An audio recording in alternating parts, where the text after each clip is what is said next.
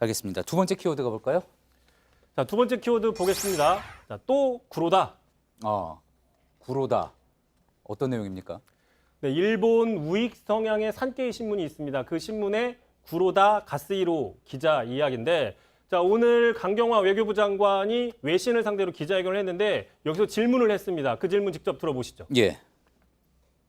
일본에 있어서는 그 역사 문제를 오히려 한국이 국내 정치에 이용하고 있다라고 생각하고 있습니다. 왜냐하면 올해는 3.1 100주년이었고요. 그리고 친일 전산 같은 이야기들 연하게 나오고 있지 않습니까?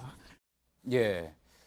워낙 서울에 오래 있었던 특파원이라 뭐 낯익어하는 시청자분들도 계실 것 같은데요. 어제 이제 문재인 대통령이 요즘 일본이 자꾸 한일 관계를 자국 내 정치에 이용하려고 하면서 이제 문제를 증폭시키는 경향이 있는 것 같다 이렇게 이야기하지 않았습니까? 이 발언에 대한 어떤 반박성 질문 같이 들리는군요. 그렇습니다. 그에 대한 반박으로 지금 해석이 되니까 바로 강경화 장관이 자, 임시정부 100주년 기념 같은 건 우리 정부로서는 너무 당연하게 해야 되는 거다. 자, 이거를 국내 정치적으로 이용한다? 이렇게 이야기하는 것 자체가 오히려 정치적으로 이용하는 게 아니냐라고 반박을 했습니다. 예. 자, 산케이 신문은 뭐 일본 잘 알려진 대로 극우 언론 아닙니까?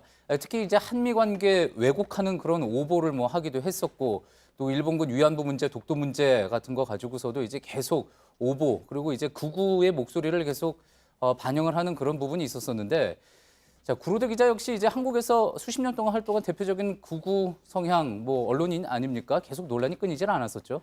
그렇습니다. 말씀하신 것처럼 되게 여러 가지의 망언이라고 표현되는 게 있는데 몇 가지만 좀 추려서 가져왔습니다.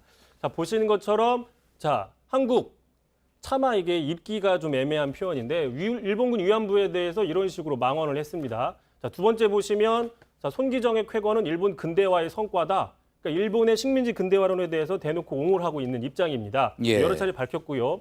또 세 번째 보시면 구로다 또 막말. 자, 일본에 가 싫으면 일본 내염이란 말도 쓰지 마라. 자, 이건 사실 막말이라기보다는 좀 개그성, 좀 어이없는 개그성인데요. 어쨌든 막말입니다. 자, 마지막 보시면요. 또 망언.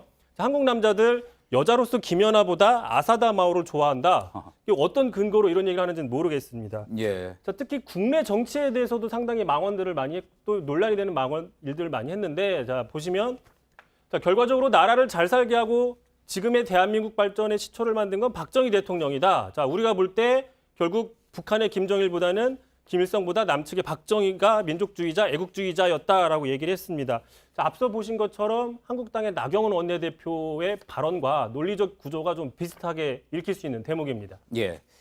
일본에서 일왕이 새로 즉위를 하면서 이참에 여러 가지 한일 관계 개선이 필요하다라는 목소리가 양국에서도 많이 나오고 있는데 이런 거 보면은 일본 극우 세력들 사이에서는 한일 관계 개선을 과연 바라고 있는 것일까? 뭐 이런 생각도 해보게 됩니다. 잘 들었습니다. 이성대 기자였습니다.